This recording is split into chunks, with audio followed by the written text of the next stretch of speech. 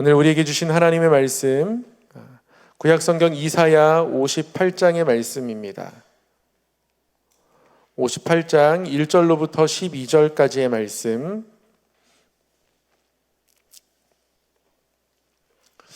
이사야 58장 1절로부터 12절까지의 말씀을 한 절씩 교독하도록 하겠습니다. 크게 외치라, 목소리를 아끼지 말라. 내 목소리를 나팔같이 높여 내 백성에게 그들의 허물을, 야곱의 집에 그들의 죄를 알리라.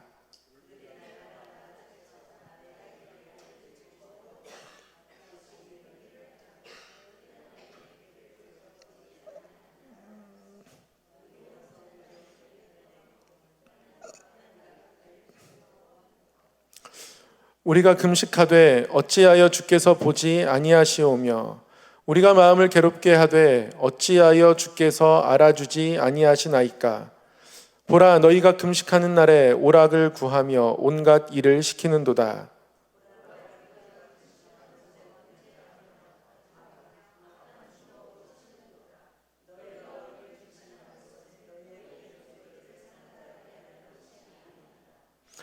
이것이 어찌 내가 기뻐하는 금식이 되겠으며, 이것이 어찌 사람이 자기의 마음을 괴롭게 하는 날이 되겠느냐. 그의 머리를 갈대같이 숙이고 굵은 배와 재를 펴는 것을 어찌 금식이라 하겠으며, 여호와께 연락될 날이라 하겠느냐.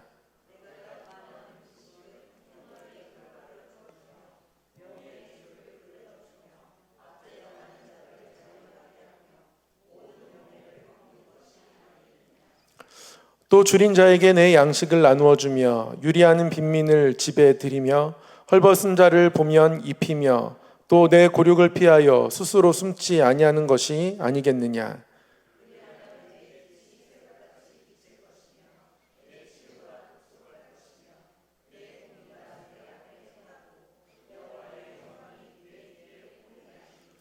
네가 부를 때에는 나 여호와가 응답하겠고, 네가 부르짖을 때에는 내가 여기 있다 하리라. 만일 내가 너희 중에서 멍에와 손가락질과 허망한 말을 제하여 버리고,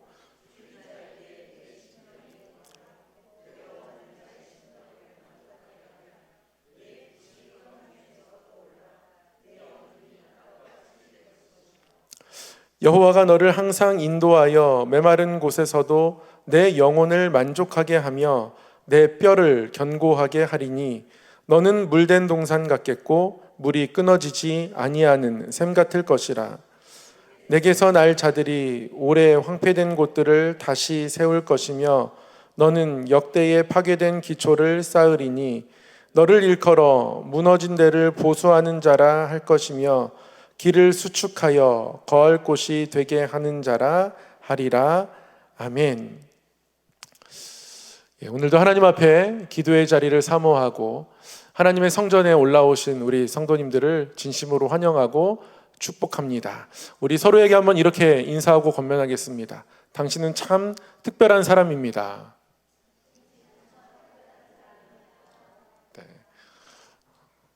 네, 기도의 자리에는 특별한 은혜가 있습니다. 기도의 자리에 나오면 하나님이 하나님의 너른 품으로 우리를 안아주시고, 내가 이 땅을 살아가지만 하나님의 품 안에서 살아가는 사람이라는 것을 정말 이렇게 찐하게 느낄 수 있는 자리, 그 자리가 기도의 자리가 아닌가 싶습니다. 저도 그래서 이 금요 철야 기도 시간을 힘입어서 목회하는 것 같습니다. 늘 금요 철야를 마치고 금요 기도회를 마치고 집에 갈 때마다 습관처럼 이렇게 내뱉는 말이 있습니다. 이렇게 서로 차에서 이 맛에 기도하는 것 같아. 이렇게 늘 고백하고 돌아가는데요. 오늘도 그런 특별한 은혜가 우리 안에 있었으면 좋겠습니다. 오늘은 경건 위에 세워지는 삶이라는 제목으로 함께 말씀을 받고 이 말씀 붙들고 함께 기도하기를 원합니다. 이사야 58장은 하나님이 기뻐하시는 금식이 어떤 것인지 우리에게 가르쳐 줍니다. 지난 가을에 기도의 길이라는 주제를 가지고 쭉 설교하면서 금식 기도에 대해서 함께 말씀을 나누면서 이 본문으로 말씀을 전하기도 했습니다. 근데 오늘은 금식이 이스라엘 백성들이 가장 자랑스러워하는 경건의 모습이면서 또한 동시에 하나님 앞에 가장 실망스러운 경건의 모습이었다라는 것에 좀 초점을 맞추고 오늘 말씀을 함께 나누려고 합니다. 원래 이스라엘 백성들에게 금식의 날은 1년에 딱 한 번 대속죄의 일이었습니다. 그러니까 금식하는 날의 기본적인 의미는 하나님 앞에 속죄하는 겁니다. 우리의 죄 때문에 괴로워하시는 하나님의 괴로움에 동참하는 거죠. 유대인들이 그래서 금식을 굉장히 소중하게 여겼습니다. 신약 시대에도 보면 유대인들에게 있어서 가장 중요하게 여겨지는 3대 경건 행위 중에 금식은 매주 중요하게 생각이 되었습니다. 구제하는 것도 굉장히 중요했고요. 그들이 율법을 지키고 안식일을 지키는 것도 너무 중요했고요. 그러나 또한 이 금식하는 것이 그들에게는 너무나 중요했습니다.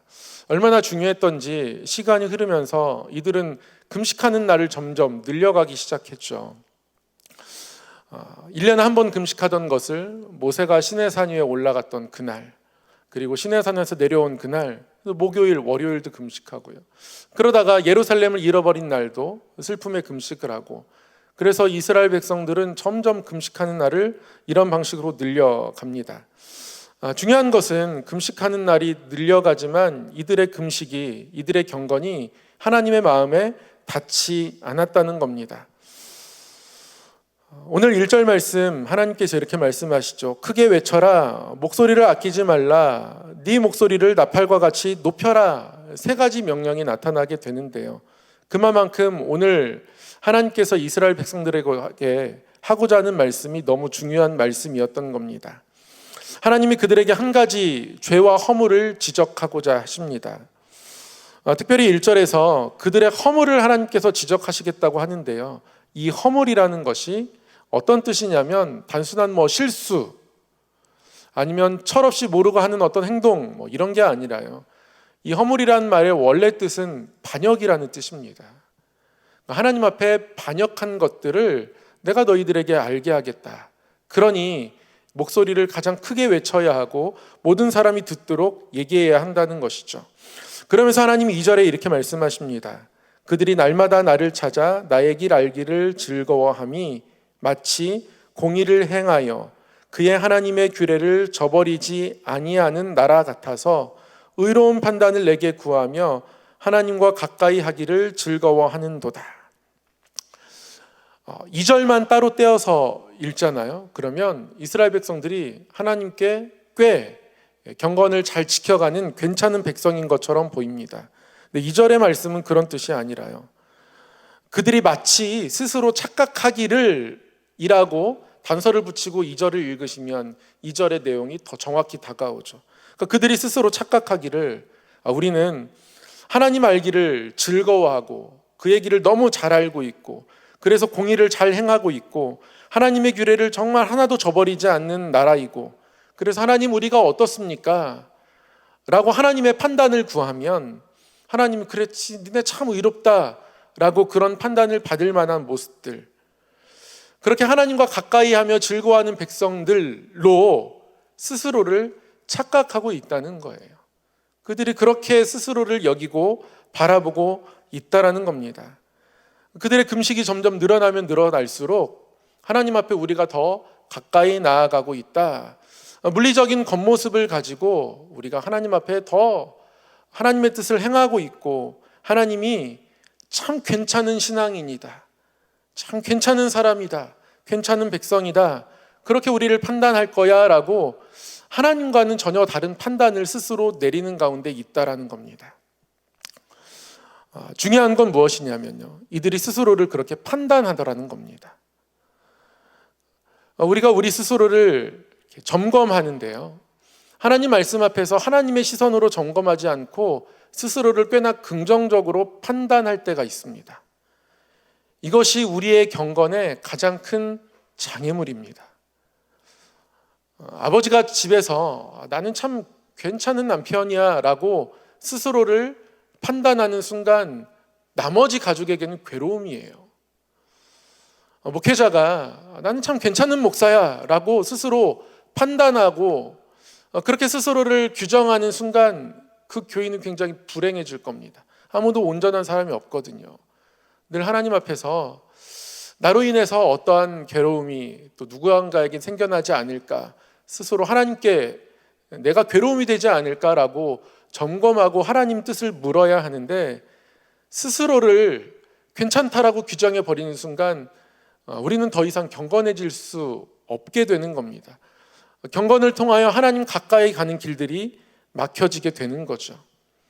이스라엘 백성들이 그랬다라는 겁니다. 우리가 금식하면서도 하나님 앞에 스스로를 괜찮은 사람이라고, 그래서 금식하는 날 하나님의 괴로움에 참여하지도 않습니다.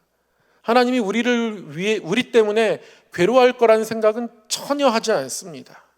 아직 철이 없는 거죠. 그래서 금식하면서 오락을 구하고 종들에게는 온갖 일을 다 시키고, 그리고 논쟁하고 다투고 때로는 폭력을 가하고, 하나님 볼 때 이게 무슨 금식인가? 진짜 그들의 목소리를 나에게 상달하려고 이렇게 금식하는가? 그래서 하나님은 5절 말씀에 이것이 어찌 내가 기뻐하는 금식이 되겠으며 이것이 어찌 사람이 자기의 마음을 괴롭게 하는 날이 되겠느냐? 그러나 금식하며 경건하다라고 여기는 유대인들은 스스로 착각합니다. 5절 말씀 하반절처럼 그의 머리를 갈대처럼 숙이고 굵은 배와 재를 펼쳐놓고 그 겉모습, 그것이 자신들의 내면인 것처럼 스스로 착각하고 있는 거죠. 자기를 너무 지나치게 긍정적으로 규정하고 있는 겁니다. 그래서 하나님이 그것을 지적하고 있는 것이죠. 이것이 마치 반역과 같다, 너희의 허물이다 라고 지적하고 있는 겁니다.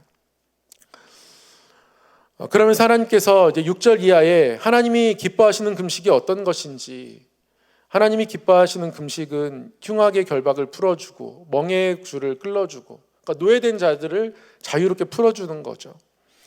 줄인 자에게 양식을 나누어주고 또 유리하는 빈민을 집에 들이며 하나님의 사랑으로 섬기고, 어려워하는 고륙이 있다면 피하는 것이 아니라 다가가는 것이고, 그렇게 하나님의 괴로움에 우리가 동참하게 되는 것이 바로 금식이고 경건이다라고 말씀하고 있는 겁니다. 물론 우리가 교회 여러 사역을 통해서 어려운 이웃과 삶을 나누고, 지난이 아니죠. 어제 그저께, 오늘이 금요일이죠. 신방하다 보니까 날짜가 어떻게 간지도 모르겠습니다. 제가 매주 첫째 주 목요일마다 신정동에 있는 이제 복주관에 가서 직원들과 함께 예배를 인도하고 예배를 드립니다. 이렇게 드리다 보면 이렇게 어려운 이웃에 관한 이야기들을 이렇게 나누게 되는데요. 그래서 그 자리에 갈 때마다 다시 한번 하나님 앞에서 어떻게 사람들을 품어야 하는지 저에게 오히려 은혜가 되는 시간이기도 한데요. 요즘 계속 복지관에 가서 예배 드리고 복지관 관장님과 이런저런 얘기를 나누면서 복지관에 이제 어려운 이웃들에 관한 이야기를 듣게 됩니다. 이렇게 철이 바뀌면 또 형편이 어려운 친구들 한 80명 정도가 복지관에서 돌보고, 그리고 복지관에서 한 달에 12만 원씩 용돈을 보내주고 하는 어떤 청소년 가정의 숫자라고 하시더라고요. 이런 친구들 이제 여름이 다가오지 않습니까? 그러니까 하복을 확보하는 것이 정말 어렵다라고 하시면서 이러이런 학교에 자녀들이 우리 성함교회에 있는지도 한번 여쭤보시고 그렇게 해요. 그러면 아이들이 하복을 입고 다니는 게 그냥 그전에는 당연해 보였거든요. 그렇게 복주관 예배를 마치고 교회로 돌아오고, 그리고 또 그날 이렇게 지나가는 반팔 입고 다니는 아이들을 이렇게 보면, 그렇지, 또 저 하복이 없어가지고 저게 교복은 왜 이렇게 비싼지, 또 교복은 브랜드가 굉장히 중요합니다. 이 아이돌이 또 입는 교복들을 아이들이 입고 싶어 하니까요. 감수성 예민한 아이들에게 그게 너희들의 탐욕이라고 마냥 정죄할 수는 없는 거죠. 이런 이웃들의 얘기를 들으면서 이 땅에는 끊임없이 돌보고 품어야 할 어려운 이웃들이 있구나. 이런 이웃들을 바라보는 시선을 우리 안에 가져야 하는데 우리의 눈이 감기게 되는 순간이 언제일까라고 생각해 보면 결국 나에게 만족하고 있을 때, 내가 스스로를 칭찬하고 있을 때, 그때 결국 하나님을 향한 마음들이 닫혀지게 되고 하나님을 향한 우리의 마음이 하나님의 마음과 달라져서 그래서 하나님의 뜻을 품지 못하게 되는 거죠. 근데 오늘 말씀 가운데 이러한 금식의 모습을 가리켜서 그들의 삶은 어려운 이웃들을 품지 못하면서 그들 스스로 괜찮다, 경건하다, 의의 길을 가고 있다, 하나님께 우리의 모습을 판단받아도 하나님이 의롭다 판단하실 것이다 라고 자신하고 있는 이 백성들을 향해서 하나님은 이들에게 허물과 죄를 알리고 싶어 하신다, 그렇게 1절에서 말씀하시는 거예요. 허물인 겁니다. 아까도 말씀드렸지만 반역과 같은 겁니다. 그만큼 우리가 하나님 안에서 우리 스스로의 모습을 돌아보지 않고 하나님께 우리의 모습이 얼마나 부족한지 묻지 않고 하나님 이만하면 괜찮지 않습니까? 훌륭한 직분자 아닙니까? 훌륭한 사람 아닙니까? 라고 서 있을 때 그때 우리의 경건이 막히게 되는 겁니다. 오늘 말씀을 통해서 하나님이 기뻐하시는 경건들을 우리 안에 품기를 원합니다. 그때마다 우리가 기억해야 하는 건 내 스스로에 대해서 만족할 때가 가장 위험하다라는 거죠. 하나님의 마음을 우리 안에 다시 한번 품어내는 것이 너무 중요합니다. 그것이 참된 경건인 거예요.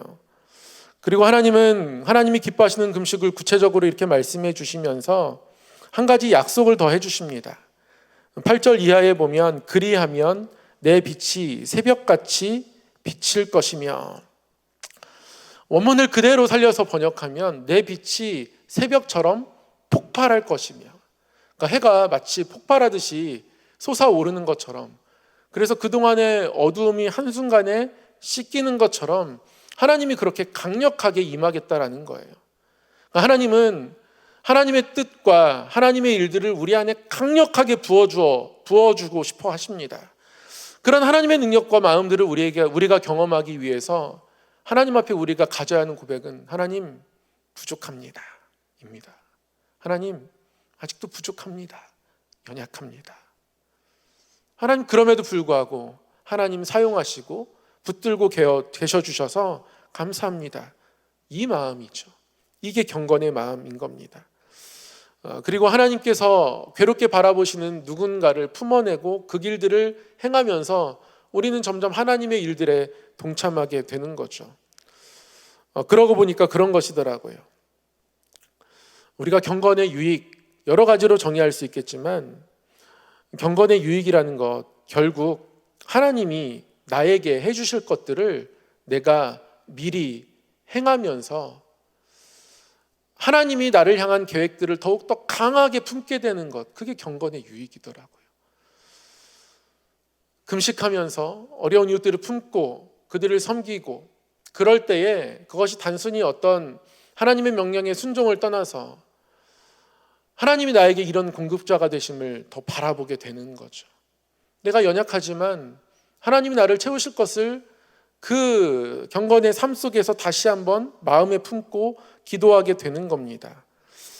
결국 삶으로 하는 기도가 우리의 경건인 거예요. 하나님이 나에게 하시고자 하는 것들을 내 삶에서 먼저 해내는 것. 내가 완벽하지 않다라고 스스로 바라보아야 내가 할 것들을 찾아갈 수 있습니다. 완벽하다라고 생각하는 순간 할 게 없어져요.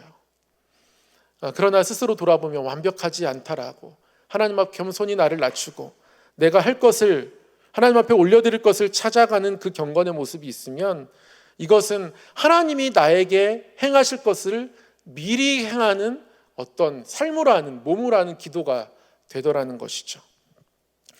하나님이 우리에게 긍휼을 주셔서 그 긍휼의 마음 가지고 우리가 무언가를 행하기도 하지만 또한 하나님이 나에게 행하실 것을 순종함으로 행함을 통해서 오히려 하나님이 나를 향한 마음들을 우리가 알게 되는 것, 이 두 가지가 다 우리에게 필요한 겁니다.